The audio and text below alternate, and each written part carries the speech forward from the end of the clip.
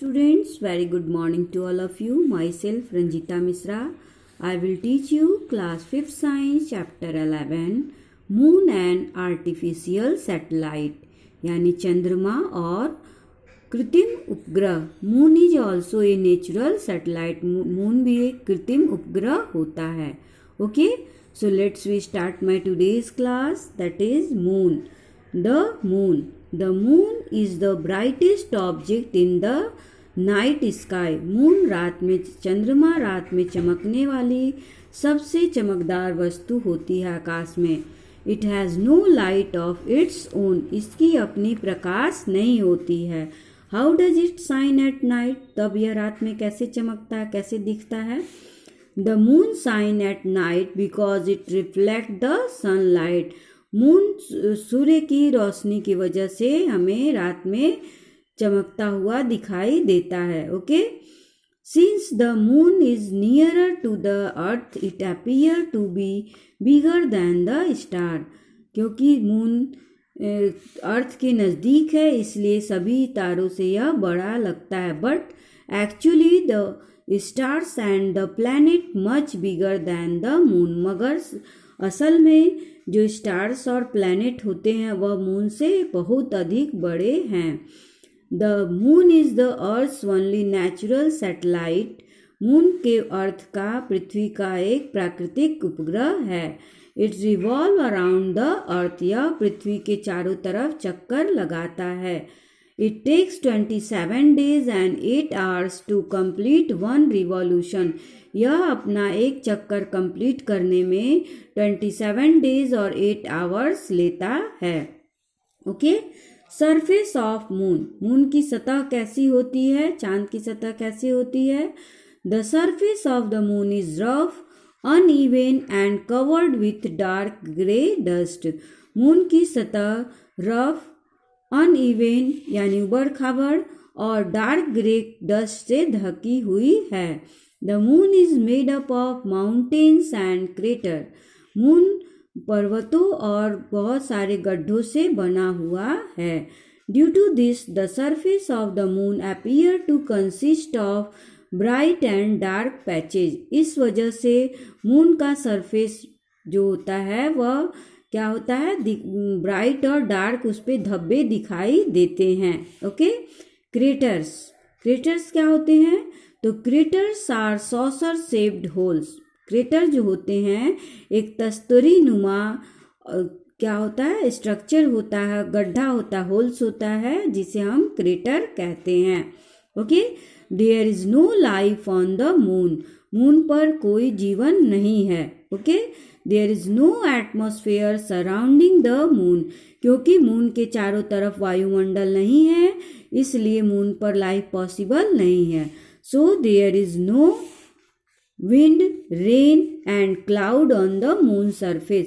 क्योंकि मून के चारों तरफ एटमॉस्फेयर नहीं है इसलिए मून पर विंड है, ना रेन है और ना ही क्लाउड है. Okay, the side of the moon facing the sun is extremely hot. जो भाग मून का सन की तरफ है वह बहुत ही गर्म होता है. And the side away from the sun is freezing cold to support life. और जो साइड जो दूसरी तरफ है वह बहुत अत्यधिक ठंडी है. Okay, as there is no air on the moon. क्योंकि मून पे एयर नहीं है, the astronauts footprint remain there for ever. इसलिए अंतरिक्ष यात्रियों के जो पद चिन्ह होते हैं वह हमेशा वहाँ पर बने रहते हैं. Okay, also nobody can even hear a sound on the moon as sound travel in air. और कोई भी वहाँ पर साउंड, एक दूसरे की ध्वनि नहीं सुन सकते हैं वहाँ पर, क्योंकि जो साउंड होता है, ध्वनि होती है, वह वायु में ही ट्रेवल करती है. ओके, क्या है यह इसका? There is no life on the moon. यानी मून पर जीवन की पॉसिबिलिटी नहीं है क्योंकि वहाँ एटमॉस्फेयर नहीं पाया जाता है. क्योंकि एटमॉस्फेयर के नहीं पाए जाने से वहाँ पर विंड, रेन और क्लाउड नहीं होता है. ओके, मून का जो फेस सन की तरफ है वह बहुत ही गर्म होता है और अदर साइड बहुत ही ठंडी होती है. एज, और वहाँ पर मून पर एयर नहीं, atmosphere you know the blanket of air, तो मून पर एयर नहीं है, इसलिए एस्ट्रोनॉट के फुटप्रिंट जो होते हैं जब वह उसकी धरती पे पड़ते हैं तो वह हमेशा के लिए वैसे ही बने रहते हैं। ऑल्सो नोबडी, और कोई वहाँ पर एक दूसरे का साउंड भी नहीं सुन सकता है, क्योंकि साउंड जो होती है वह एयर में ही, वायु में ही यात्रा करती है, वायु में ही चलती है, इसलिए हम वहाँ मून पर किसी के साउंड को नहीं सुन सकते हैं।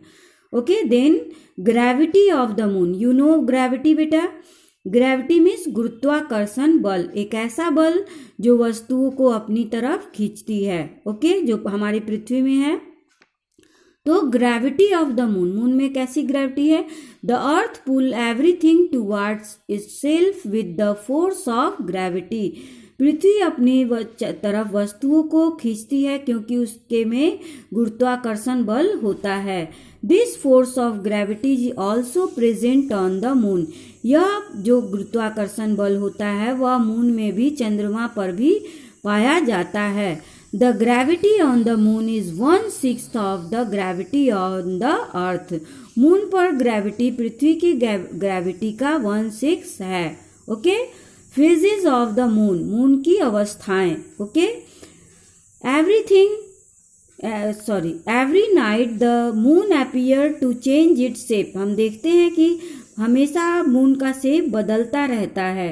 However the moon does not really change its shape, मगर मून अपना शेप कभी बदलता नहीं है। Due to revolution of the moon around the earth, its position with respect to the earth changes, क्योंकि यह पृथ्वी के चारों तरफ चक्कर लगाता है, इसलिए इसका जो पोजीशन होता है वह अर्थ क्या होता है, चेंज करता रहता है, और इसलिए हमें उसका शेप चेंज हुआ दिखाई देता है। So the moon appear to change its shape, इसलिए मून का शेप हमें चेंज होता हुआ दिखाई देता है।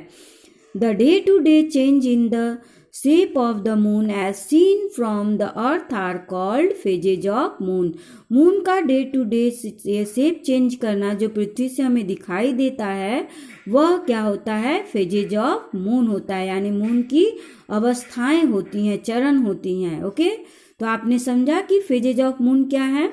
मून एक्चुअली हमें जो दिखता है कि हमेशा उसका शेप बदलता रहता है, वह बदलता नहीं है क्योंकि वह पृथ्वी के चारों तरफ चक्कर लगाता है, इसलिए उसका शेप हमें बदलता हुआ दिखाई देता है। और यह पृथ्वी पर से मून का शेप चेंज करता हुआ दिखाई देना, यह फेजेज ऑफ मून कहलाता है। Okay students, so it's all about my today's class. We will meet in my next class with the phases of moon. Okay, thank you, have a nice day.